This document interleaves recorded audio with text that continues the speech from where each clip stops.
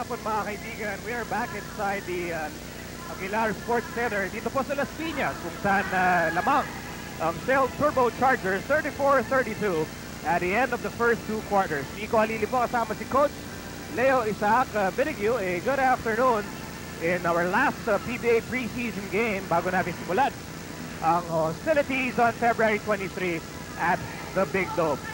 Coach led by as many as 10 points. Nakabalik ng bagay itong Coca-Cola, but the Turbochargers are holding on to a 2-point lead at the half. Oh, thanks to Michael Rayback, who's been waxing hats here at the Nene Aguilar gym. Field goal conversion after two quarters, makikita natin na lamang ang Shell, 38% at compared to only 28% para sa Coca-Cola Tigers. Rebounding department, ganun din, lamang din ang Shell, 31-28.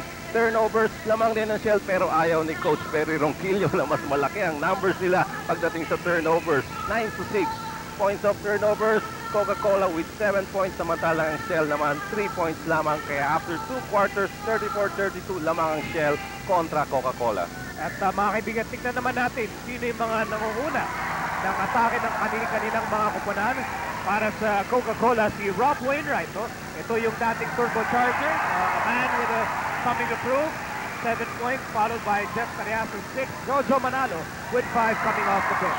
Samantalang sa kupunan naman ni Coach Perry Ronquillo, Michael Rayback leading the attack with 12 points. Sinusundan siya ni Renzi Bahar with 8 points and Christian Calagio, who started for Coach Perry Ronquillo with 4 points.